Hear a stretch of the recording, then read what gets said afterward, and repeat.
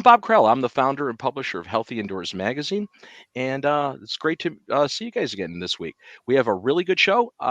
It's that time of year where it's back to school. Um, August signifies that, and in coordination with that, we're going to be talking about school issues today, and dealing with making your schools a healthier indoor environment. So to that end, we have two great guests with us. Joining us today are Claire Barnett, who is the Executive Director of the Healthy Schools Network, and Pamela Pugh, who is the Vice President of the Michigan State Board of Education. So they'll be joining us in a moment. The Healthy Indoors magazine issue is currently out, and that's kind of exciting. We're pretty excited to featured our cover story, which is on a recent document that we'll be talking about in a few minutes. But many of you may be watching this show on the Healthy Indoors Global Indoor community. If you're not, you should be taking a look at the community over at global.healthyindoors.com. You can become a member, but you don't need to be a member to watch our shows or any of our broadcasts. And it'll give you the opportunity to comment on the show today and actually ask questions of our guests. So, without further ado, I'd like to introduce both of our guests, Claire and Pam. How are you? Very well. How are you, Bob? Pretty good. My first question is, are you getting an echo from my voice, or is everything good? Everything's good this way. Just over on my end. Wonderful. Yeah, So I think it's fine, although I'm hearing myself a little bit, but that's all right. I can live with it. There's something live streaming is always a challenge anyway, but something happened a little weird on the boot up today. So I'm going to run with it and just in my mind try to program the fact that I'm hearing about a half-second delay in my ear, which is really maddening. It's kind of like having demons. But so I think one of the things that we're going to talk about today, and really one of the prominent things, is your National Healthy Schools Summit 2022, which took place on April 5th and 6th back earlier this year. It was a nice 2-day event. Lots of really educational presentations, and you've just, as of this week, released the summary report from that, right? That's right. We were very happy to do that Tuesday this week. Yeah, and this document's available over at the Healthy Schools Network website, which is healthyschools.org. So that'll be where you can actually access it and take a look at it, right, and download the document. That's right. It's on the homepage, and we're really pleased about how this report turned out, in part because it's so interactive. We actually embed live clips of the conversations that were going on, so you really get a full sense of what people were talking about. It was difficult to put together, but we love it. Excellent.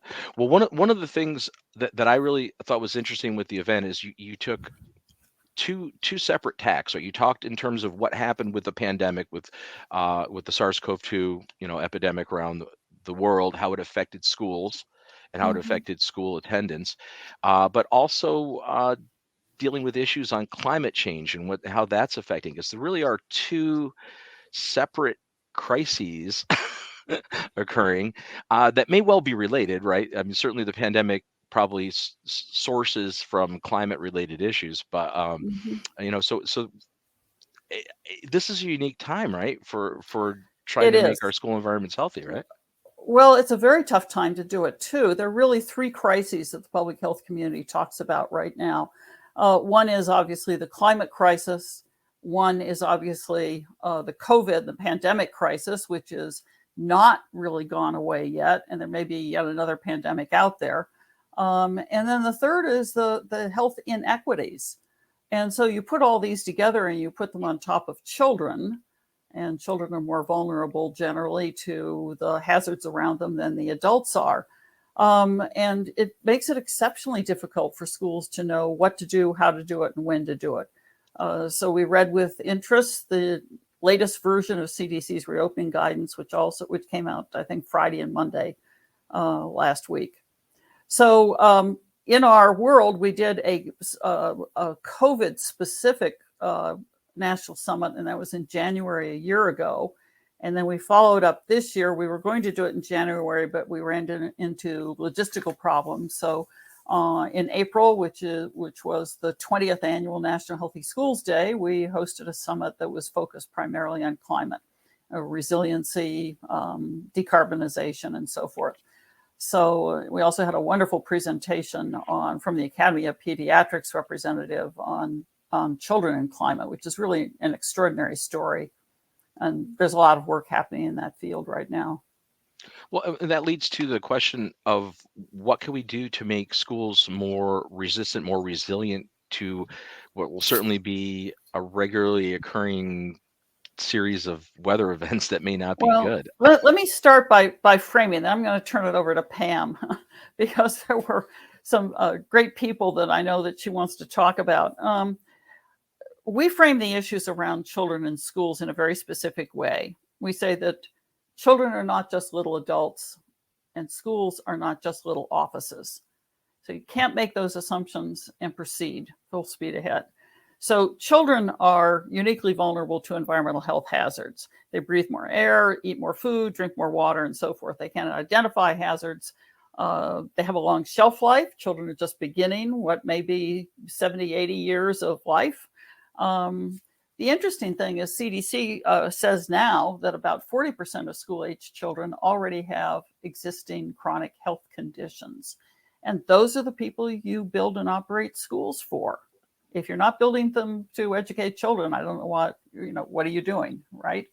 And by the same token, we also talk about schools not being little offices. First of all, they're more densely occupied than offices. They're more densely occupied than nursing homes. They're used more hours a week, and they don't have a lot of funding to keep up with all of that. And that's certainly one of the big justice issues and equity issues, not only in children's health, but also in education. So it's very, very difficult. Typically, always the poorest communities have the poorest schools in the worst condition, no air quality, lots of noise, bad sighting, near proximate hazards, and so forth. And that's really where I'll turn it over to Pam. She and I have talked about these issues before, and certainly from her position in Michigan and with the National Association of State Boards of Ed, she runs into this a lot. We had two great speakers from the unions, teachers unions, and maybe Pam, if you want to take it from here a little bit, that would be great. Oh, Pam, you're muted. That's never good. That's worse than having live television. So, yeah, there were two great partners that we had that were with us and representing AFT as well, American Federation of Teachers, as well as National Education Association. And on the first day, we had Frederick Ingham, who opened up the conference, and he is the secretary treasurer for American Federation of Teachers, and also Princess Moss, who's the vice president of the National Education Association. So really great to have those partners that are there and who are just really just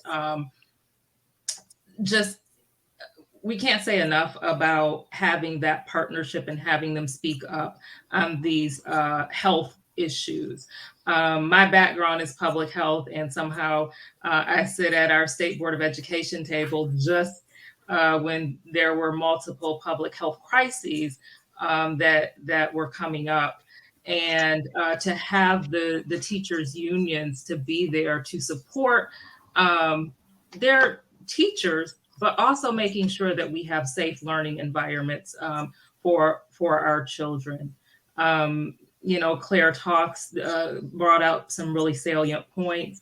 And we need to just say that these are issues that we've long talked about. We knew that if we were addressing some of these issues, and especially in our Black, Indigenous, people of color communities, BIPOC communities, and low-income communities, that when we saw COVID airborne virus come forward, we wouldn't have had to be as concerned, and teachers wouldn't have had to take the hard stances that they had to take to protect those children. I worked in Flint during going through the Flint water crisis as the chief public health advisor. So these are issues that we've long known about. COVID came, and now we know that if we don't address these issues that we know so much more about, we're going to deal with them as we deal with the climate change that we're seeing. Well, I mean, certainly the racial injustice issue is a huge one, right? I mean, because there seems to be a major disparity in quality of healthcare, availability of healthcare to a lot of underserved communities, and those communities also seem to have the public school properties that are maybe the most disrepair, not really in the best shape to begin with. So it seems how that really would compound things. Right. And here in Michigan, we had a monumental case where we had seven children in Detroit that actually sued me because as a member of the State Board of Education, I was happy about it, and ended up going on their side with them. But they sued the state of Michigan under the previous administration because not only did they not have teachers or books, but they also didn't have air in the summer and heat in the winter, and we could go on and on about the conditions. When we looked at Flint water crisis, when that was going on, we also had Detroit, where the teachers were talking about the caving in roofs and the children who were missing school, not only because of the ambient air issues, but also the conditions within the school building. And Claire and I met at the National Association Boards of Education when we were talking about water issues. Claire, you came to Flint to talk about some of our issues there in Flint. And then we have continued these conversations around the air quality in schools, and the Healthy Homes helped us to really outline what we needed to see before our schools opened. And so we here in Michigan have been able to definitely implement through our state some of those protocols. So lots going on, lots to do. We've known about these issues for a long time, and we have to do something about it now, and we have to do it the right way. One of the things I want to do, Bob, if you don't mind, I really want to thank the people who helped us put this summit together. And it does include the National Education Association and American Federation of Teachers as primary sponsors, as well as the Association of School Business Officials International, Children's Environmental Health Network, Sierra Club, the Collaborative for High Performance Schools, ASHRAE, which came on board very nicely, NYSERDA, the New York State Energy Research Development Authority, and the Hewlett Foundation. Everybody played a role, and we are so grateful to them for making so much possible. We had almost 300 attendees from 45 states, largely K-12 school districts, offices and agencies in health and education and environment, and of course, NGO advocates and parent advocates as well. I think that, what we were really looking for here, understanding that both COVID and climate are continuing disasters, not just one-off events, but continuing and growing. And they disproportionately hit the most disadvantaged communities typically, although no one's really immune to all of that, is what does it take to keep schools open? I mean, closing schools has not been good for children. Right. It's had some really dire effects. So let's flip that around and let's talk about what is a priority for making schools critical infrastructure. How can they continue through whatever the disaster is? How do they keep moving? How do they keep delivering continuity of services? And so that really was a sort of the underlying motivation here, is try to understand what else needs to be done. Understanding the buildings are already in bad shape. So if you're going to put money into them, what kinds of things do you need to do? So we had some really interesting speakers. We opened with a justice panel. Janelle Wilkins from Detroit was a fabulous lead-off speaker. Casey from American School Health Association was a great moderator. What I want to talk about is a little bit about building resiliency, because there are two kinds of resiliency that we all need to deal with. One resiliency is, how do you keep school buildings themselves, which often were built to last 50 to 100 years. So they're out there, and nobody can afford to smash them all down and rebuild everywhere. So how do you make them more resilient to what's going on? And for that, I think we want to really thank the Collaborative for High Performance Schools for providing some discussion leadership on this tough topic, because there's no one size fits all. And that's really a difficult thing for everybody to understand. So the recommendation out of that panel, which is really classic, is you need to understand and really parse your actual climate risks. We know everything's going to get a little bit warmer, but are you wetter? Are you colder? Are you windier? Are you wildfired? What do you need to be resilient to?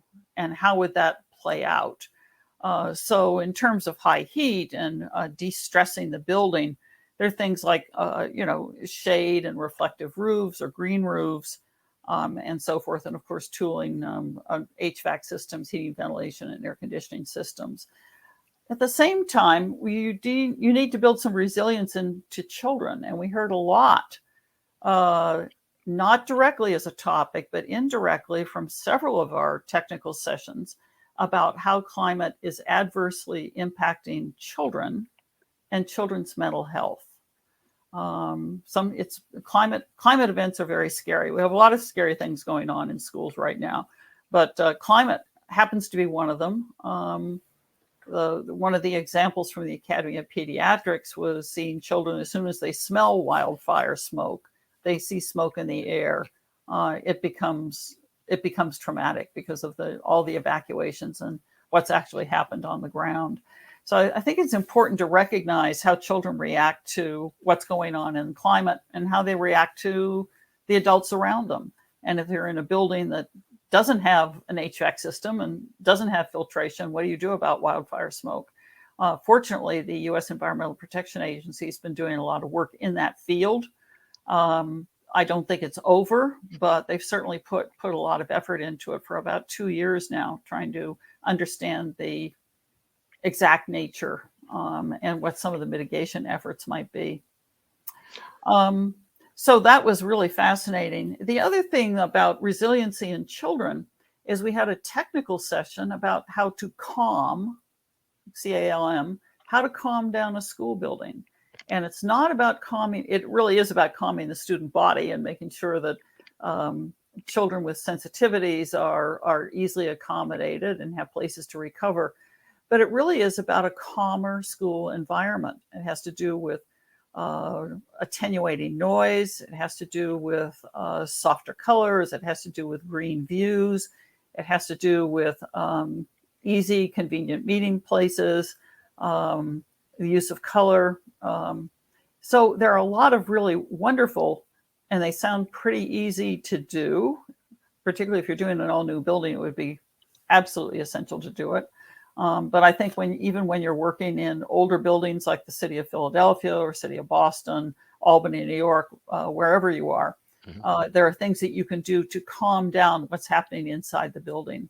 Lighting is another good example. Sure. Harsh and glaring lighting is very difficult on a lot of children. And the noise is very difficult on children. So that's certainly an issue. We've also heard discussion in other quarters about the active shooter drills. Are they really playing a role? Are they more traumatizing, or are they in fact useful? And I think that's something that everybody needs to think long and hard about before you do drill after drill after drill. I think in terms of decarbonization, we also wound up with the same sort of approach as resiliency. There is no one size fits all, but the process is enough so that every school has to be able to take some steps towards reducing its carbon footprint. Maybe all electric school buses, that's a good one. It might be switching power sources to more electricity, might be solar. There are a number of different options, but schools can explore a lot of those and help reduce their carbon footprint along with the entire community. In some ways, it would be really helpful for schools to be hubs of resiliency and hubs for decarbonization. But not every community is going to be able to do that. It's always helpful to we always hope there's more money to do it with. Well, I mean, one of the problems, you've given a shopping list of things that really should occur and should be taken care of. We've been experiencing really the ill effects of deferred maintenance for the past several decades, right? I mean, everybody Right. keeps kicking the can forward, not fixing things and not taking care of the infrastructure. Right. And now we're at a unique opportunity with the pandemic, or coming off most of the pandemic, and potential federal funding, that there may be funds available to actually do some of these infrastructure improvements. The question is using them wisely. And we're still playing catch up, right? We're 20, 30 years behind in maintenance on a lot of these structures. Right. And are we really going to, like, we may just get back to where we should have been already? So how do we Well, that's one of how do we move I this think forward? that's the biggest. I think that's one of the biggest, most frustrating issues for everybody. And I know it's true in Michigan. I will just say that as much as we appreciate the Biden administration awarding a clean air challenge to EPA as part of the COVID-19 preparedness plan, it didn't come with any money. And what came out of CDC in the last few days is you've got all this ARPA money, American Rescue Plan Act. You've got ARPA money. You still don't have it all spent yet. There are extensions on the expending, but it's still not enough. If people really pay attention to it and really work on their HVAC systems and redo the roofing and add insulation and so forth, it's a lot of money, not just a little bit of money. But there hasn't been enough prescriptive guidance. I mean, you throw millions or billions of dollars out there and you say you've got X amount of months to use it. How does it get used wisely if you haven't given the districts the guidance? Pamela, back to you. I'm back on mute. So, and you add to that the snake oil salesmen who are there knocking on the door, and then the pressure to spend the money because you got to get it out the door. That is a prescription for us having this once in a generation opportunity and not being able to do what's right for the children. We know we have to get the expertise, as you've mentioned, Bob. We have to make sure that we have the technical support as well as the experts to do the work.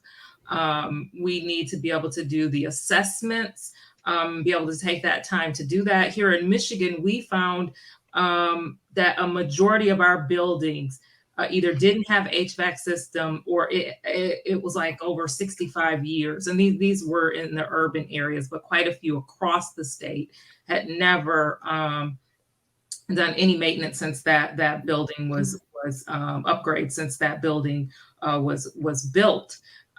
So to your point, we have to have the time to get the technical expertise in there, the assessments done, and then the experts to do the work. And we know that we're in a time where there's shortages all over the place, not only of supplies, but also of the people to do the work right. And so as much as I can talk at policymaking tables, can we please make sure that this is done right and not put so much pressure on getting the money out the door?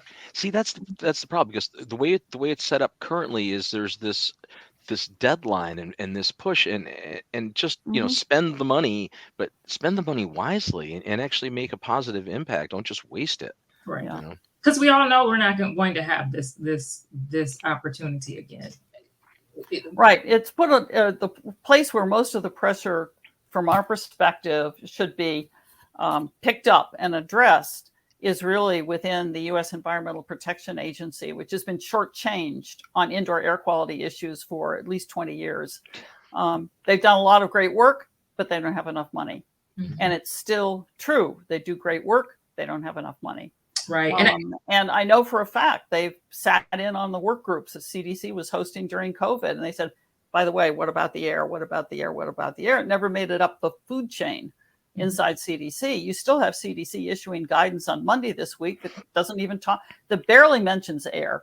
It's, start with vaccinations and masks, which are, politically hot button issues a lot of places. Air isn't. I hope everybody who's upset about masks and vaccination wants to tackle indoor air. Where's the air? Well, yeah, and this is an opportunity. It's super unique. I've been saying this for 2 years crazy. now on the show, that people at least are acutely attuned to the fact that the indoor environments are important, maybe more so than ever before in our lifetimes. Right. So this is an opportunity to push it forward, but I don't see it necessarily happening. No, we don't see it happening either. I think that it is one theory I have, and Pamela, I don't know if you agree or not, but or Bob, from your direct technical experience, it does seem to me that schools have an easy time understanding what a teaching job is, or what the secretary job is, or what the nurse's job is, more or less, sort of conventional, the personnel structure of a public school. What they have a hard time dealing with is the building. They don't know. Leadership doesn't know how to talk about the buildings and grounds issues. In fact, most superintendents and very often administrators as well, aren't required to have any knowledge about buildings and grounds. So that's a problem. If the leadership isn't prepared to think about it and deal with it, and the voters aren't hearing about it, which is another problem. We don't want to tell you we have problems, so we won't talk about them. If nobody talks about it, nobody's going to get money for it. So Pam, you come from State Board of Ed, right? And so you're dealing with these issues. So how can we better address this? I mean, Claire is right. We have to make sure that we are, in this point, right, we're here where we are now, make sure that parents and communities can continue these discussions around the connection between your environment, especially your school environments, where our children spend the bulk of their time outside of their home, is so intricately connected to not only their health, but also their academic performance. So that's the first thing, is that we have to definitely continue to educate children, but not the parents, the children too, but parents and community. And then it has not been advantageous for school systems administrators to know about all the wrongs in their building, especially when they have no way to fix what is wrong. So even now, when I talk to administrators, yes, Pam, we have the dollars, but you already know how long it's going to take for us to spec this work out and have it done right, and find the parts and the people to do this work. And really, should we be building from ground up, starting all over again? So having those conversations, having the maintenance people. We have buildings that we're having conversations around having veterans come in and teach children, bus drivers teach children. So there are competing emergencies. The funding has not been there. So if you assess and identify the issue, how do you fix the issue? And then no one wants to have schools be identified as places that are not safe for children to go to school. And I could go many different directions for that, because the politics gets pretty deep there. Well, yeah, but you illustrate a really important point there. Most of these fixes are not overnight fixes. You don't just push a button and have a new mechanical system designed in a building, or any major infrastructure change. With the whole bidding process and everything, it's a couple year thing between design, going out to bid, approval. And that I can see that's how the snake oil salesman got in the door and sold a lot of air purifiers that were garbage, because that's you could put in a purchase order and have 200 shiny new machines that do nothing in your room really quickly for $1 million or $2 million. And not only being at the policies table at the State Board of Education, but working in local public health, and working in the city of Flint during a water crisis, you see where the science anybody can see that, but definitely being involved, you see science takes time, good science, making sure that you're doing the, the validation and making sure everything is working right, making sure you're doing the research, make sure you're having the right people there before, especially in a school building. The children are the ones who have to find out if something didn't work right. So there is a lot to that, and the politics of things don't always have the patience, as we've seen over and over again, and more so recently, and, or the will to do this stuff right. And that's not to say that we stop educating and pushing and asking for better. And as has been said on this call and through efforts such as National Healthy Schools and the education sessions that they have put on, I've learned a lot. We've even, we began to work with ASHRAE and some of the work that Claire helped us to do here in the state.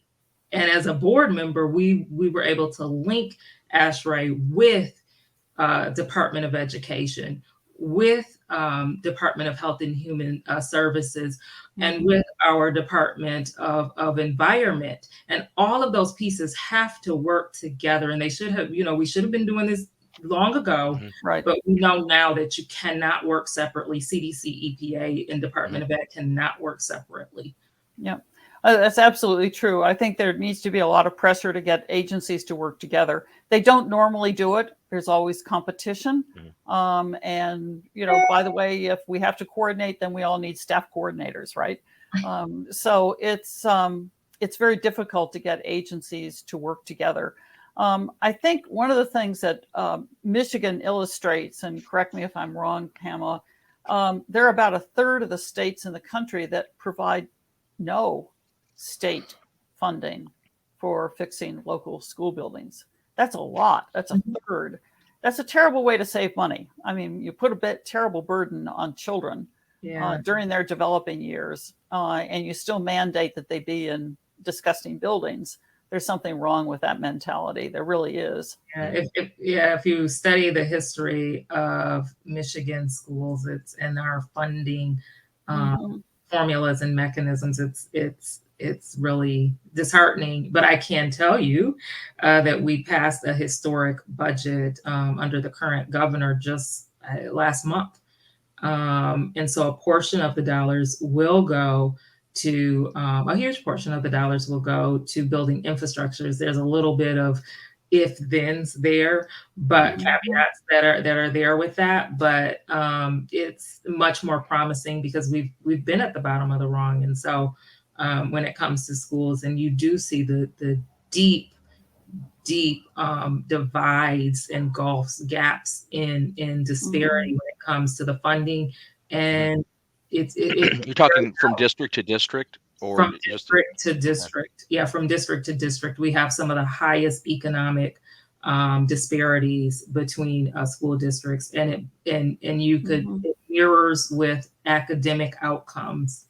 And so, we'll focus on testing test scores, but we also need to look at the environments in which these children live in, because it is a cumulative impact. Many of these districts, and again, I just got off of call of racism as a public health crisis, and Michigan did declare racism a public health crisis, as well as 200 plus other jurisdictions in the state. But when we look at many of these communities that these children live in, access to food, or lack of access to food, the ambient air conditions. But then when you look at the infrastructure of those neighborhoods and then those schools, it's a cumulative impact. And so we do have this once in a generation opportunity to better understand these linkages between the outcomes, but how these drivers that we saw that made some buildings less protective or more likely that a child could have, contract COVID in a school building, but we also see these school buildings being some of these same drivers being the things that would cause a child to have lead poisoning that could be linked to a school, or their community that could have asthma that could be linked to the schools in those neighborhoods. So there's a lot there. We know a lot more. We have more partners that are coming together to look at these things, and we have to be at the policy tables. We have to be at the research tables. We have to have the blogs, and we have to have the organizations that are here to advocate and promote. Yeah, I think there's been an effort for 6 or 7 years now to reactivate and build a huge coalition to rebuild America's school infrastructure. And they've not come up with the $100 billion over 10 years, which is the original estimate. It's very hard to understand what it might take. But it is, again, because we seem to find money for other things quite readily. It seems like your children would be odd, at the forefront right? of You would think children might be a priority. We think they're a priority. They're 100% of our future, so they ought to be somebody's priority. I think I wanted to reflect on the Michigan experience and bring it to New York, where we're based in New York State. We looked at the building condition surveys from 2015. This is unfortunately a major database which is being not discontinued, but modified in certain ways, so it becomes less useful, actually. I think that what we discovered is about half of the building stock, public school building stock across New York State, actually doesn't have mechanical air handling systems. We have windows that open, right? So if you don't have an HVAC system, or maybe you have air conditioners hanging out the windows, how are you going to handle what you need to do, whether it's COVID or whether it's the next climate emergency? If you have a roof that leaks and you have a horrible storm, you're going to have more damage than you expected to have or would normally have under that situation. So we've had our own issues and struggles here in New York. My organization actually started more than 25 years ago when our state board of regents, our state board of ed, adopted a big policy document with a lot of recommendations on the environmental quality of schools. And we were very excited because they said, we're going to do it. Every child should have an environmentally safe and healthy school that's clean and good repair. And when the Board of Regents adopted that, I thought, holy cow, we're halfway there. It's going to happen. And then essentially the regents, after a couple of small studies, and it might cost more money, dropped it. They basically dropped the report. They talk about it on every once in a while. They're not implementing it. But everything else seems to take a priority. So from our perspective, we took that framework and shared it in the public health community. We've shared it with other states. And we've certainly gone to the state legislature and, said, now we need minor maintenance and repair money. Now we need this money. Now we need lead in school drinking water money. Now we need this and so forth. Right now in New York, there will be on the November ballot a $4.2 billion bond act. It's a state environmental quality bond act. And it's pretty exciting because it started with all of Mother Nature, right? That was the fix. And we looked at it and we thought, it would be wonderful if schools could be part of Mother Nature, whatever that is. And when Kathy Hochul ascended to the governor's seat, we approached her staff and said, is there room to do that within the Bond Act? Could schools possibly be eligible entities for Bond Act funding if the voters approve it? On green infrastructure, dealing with flooding, dealing with water control and heat and shade and parks and so forth. And it turned out everybody thought that was a good idea, including the legislature. So as it stands right now, if New York State voters approve the Bond Act in November, schools are eligible entities in most of those categories, number one. And number two, there's a very specific bump, and I don't have the number in front of me. It's 250 million on energy and indoor air, which will be NYSERDA's to administer.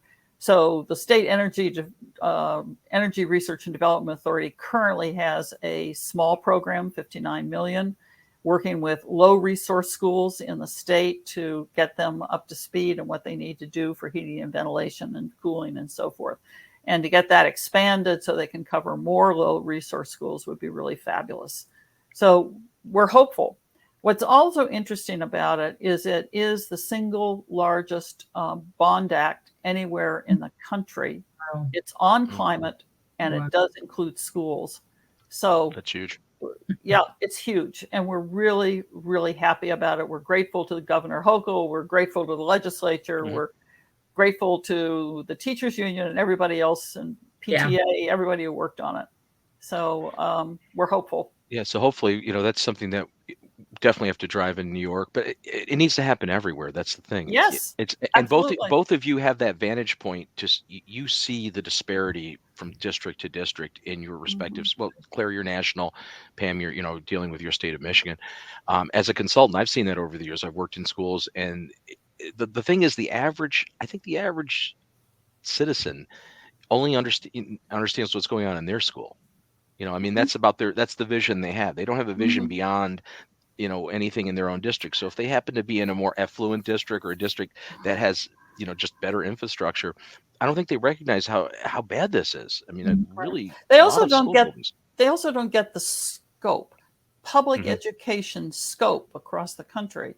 It's all 50 states, it's the district, it's territories.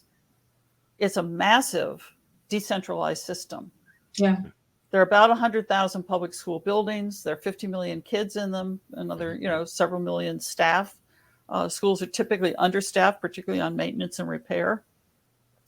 I don't think people really understand the scope. And you're right, Bob. They look at, this is my school and it looks fine. I think that's happened at CDC. I think Sanjay Gupta said, this is my school and it looks great. Yeah, because he probably lives in a really affluent school district since he's a big league federal administrator. Right, and this is how it's done. See, it's beautiful, it's clean, it's shiny. They have windows, right? That was always what was so disappointing in reading those reports for COVID when they were saying we're ready to go. Well, what schools did you look at? And they could not have picked the most the districts that had like close to 100% of whatever population they were looking at that did not necessarily look like our urban districts. Yeah, none of them did. Yeah. None of them did, and none of those studies did they ever leading up to their COVID studies in schools and leading up to whatever was happening last spring. We didn't see anything that looked like any detailed reporting on what air quality really was. They have mechanical systems? No. Do anybody look at? Are they operational? Yeah. If they have them, that's the other issue. Broken fan belts and fans that are spinning. Not moving any air. Yeah, and then a shout out to the teachers. Because these are people who know those children. They know those school buildings.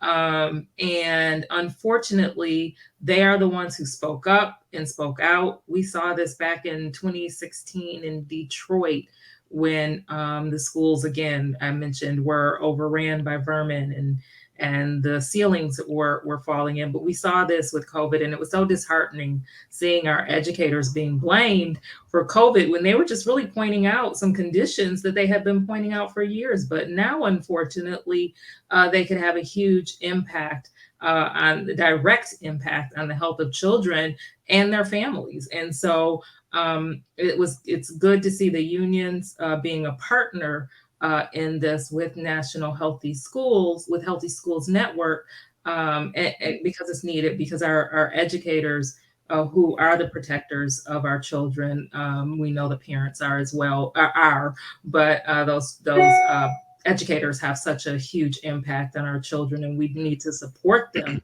when they're giving us this data, this internal real life data about what's going on in these school buildings. The problem is you have a shoot the messenger type mentality a lot of times. As soon as somebody brings up whatever issue, problem, it's like Yeah. nobody really wants to address it. And I think what's interesting, you both pointed out, is previously I think there was more of an incentive to use the head in the sand approach from a facility Hmm. standpoint, because if you don't have any money to do any of the fixes, you Right. tend not to look at the things that are problems, because you can't do anything about it anyway. But Mm. now we're at this unique juncture where there's potential for funding to actually do substantive change. Uh, Hmm. but you have to still get out of that mindset of having your head in the sand and not, and ignoring how things are being done, or they've been done for the last 30 years with deferred maintenance. Hmm. And there are, again, some real issues with these competing emergencies, because now we have the educator shortage. And many educators left because they felt that their voice was not being heard, among other things. But we also have to make sure that we have the parts, the supplies, the expertise. We have shortages of staff and experts in multiple fields, and so those who do this work the right way, it's just going to take some time. And businesses are doing some of this work. And unfortunately, we saw this in Flint. The businesses were getting things repaired and fixed, and the schools were the last place where that expertise was able to go, whether it was because the finances weren't there, or again because the time was spent making sure that the business community was taken care of. So there are those real issues that are there right now, but the competing emergencies are a piece of that, Hmm. with the funding. So we can do it, but we've got to do it the right way, and that Yeah. means that we have to look at all of these rate limiting. The knowledge bases issue is really extraordinary. I know EPA has tried to pull together a Yes. team of people who are ready to help schools, from And sheet they metal workers and association, and Yes, yes. ASHRAE and a number of other organizations are stepping up, according to EPA. Can't happen fast enough. It really can't happen fast enough. And I so wish that EPA had the right amount of money for the last 10, 15 years. We would be talking about a very different world. Because part of what needs to happen, what EPA has been very good about, is putting grant money into the field to educate communities, educate teachers, educate school nurses, educate school superintendents and business officials, public health people who may or may not be in and out of school buildings a lot, even the energy offices.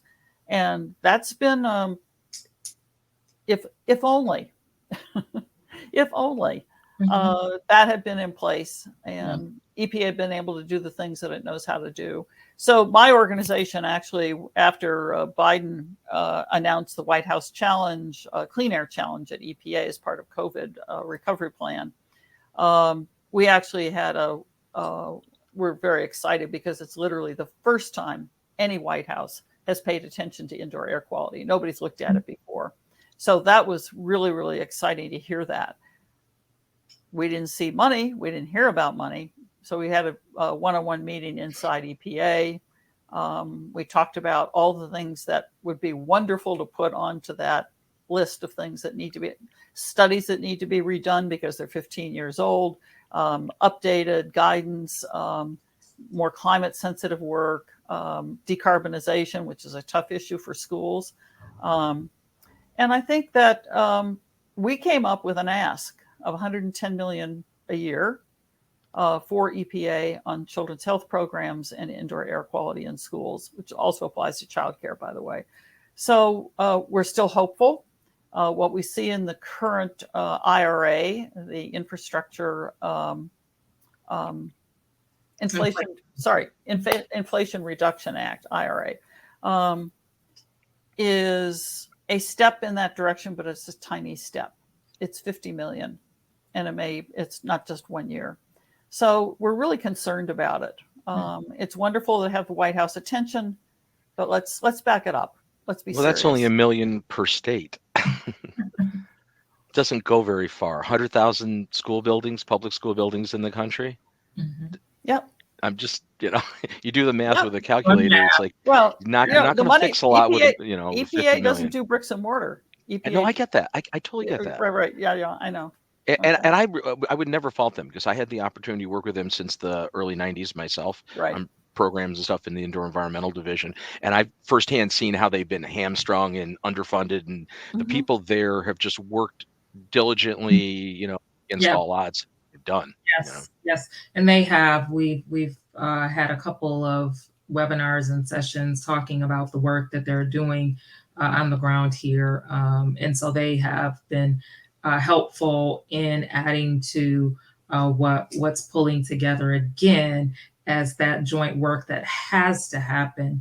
And one other thing that you said, Claire, and it just is something that you said makes me think we cannot have the competition between the ambient air or the outdoor air and the indoor air. Children need to go to school, live, work, and play, not only in communities that have healthy environments, but also those school buildings. Right. And the two cannot be separated. Well, they're not separated. That's the point. They're It's not. like Yeah. Right. it's ludicrous to separate them because the air is Yeah. we're in a can't be fluid competition. situation. The outdoor air ends up in a building. I mean, Right. And the building will make bad air worse. Mhm. It'll make clean air worse. absolutely. So anyway, I'm wondering if there are any questions from your audience today. We actually don't have any live questions coming up in the chat. There Okay. will again we'll have the comment area open indefinitely because the recordings will be there after today's show. There'll be both the video recording and the audio podcast. So Mhm. we will keep you both lined up on that. So as things come in, Thank we'll you. red flag you and let you know that there's a comment to answer. But all the recordings will be available. So that's the good thing. It's everything to that end. If you go to the Healthy Indoors community, it's global.healthyindoors.com, and you scroll down to the both the magazine page. Mhm. The current issue of Healthy Indoors magazine just came out. We turned 9 this month, and the inside cover story is about this document, the focus on climate from the National Healthy Schools Summit. So that's really our focus for this month, and that's available, as will be the recordings of this show on the Healthy Indoors live show tab in there. So that's all available. All the recordings are available. So that's a good thing. That's wonderful. Thank you so much. That's great. We really appreciate it. I think we should push an additional plug again on the document. So that's going to be available at your website, right? At the organizational website, healthyschools.org. It is there now. It is a free download, and it's also an easy read. It's 34 pages, which includes the agenda and all the speaker bios and some additional suggested resources. It's healthyschools.org. And for each of the sessions, we included live video clips of what the speakers were talking about. So you can read the text, but if you want to get the full flavor of what was going on, you can click on an icon online and you can listen to that session. Yeah, and that's important. There's literally hours of very good content there that's all available, all free. Right. Well, we hope it works. This is a new format for us. We're excited about it. We hope it makes it a more of a living document than a passive report. Excellent. Well, again, we had mentioned numerous times, you can go to global.healthyindoors.com. You're going to have access to this show's recording, and obviously going to the healthyschools.org will get you to their site with the report, with access to all those videos. So a lot of great stuff available. A lot of I think really timely information. We're going back to school. What better time to actually try to do some positive impacts? There's potential for revenue available to be used to actually make some infrastructure and positive impact changes in our public schools in this country. And I urge everyone to, within your communities, your school district, it's important. You need to voice, right? Pam, you're coming from a state board of education. Yeah, ask the questions. Be gentle, but ask the questions and demand nicely. that these issues are being addressed in your child's school. Critically Ask for a important. very specific answer. Don't, if the answer is, yep, I think we took care of that, Yeah, get specific and say, what did you actually do and what was the difference made? How is this helping? How are we spending money to help children? Exactly. And make it a priority. I mean, it should make be. it a priority. Yeah. This is super, super, super important. And this is, again, we're in a unique, place in time where I think for the first time maybe ever, may have the resources available to do Yes. these things. Yes. So let's make it happen. Absolutely. Well, we're out of time. It goes so fast. Well, Thank you. It Thank always you. goes Thank so you. You fast. make time fly, Bob. Is that what it is? I don't know. Yes. Well, I would love to have you both back again, especially as new information comes out and there's new landmark points where there's stuff to discuss with the general public to try to help push things forward. But I really appreciate both of you and the work you do.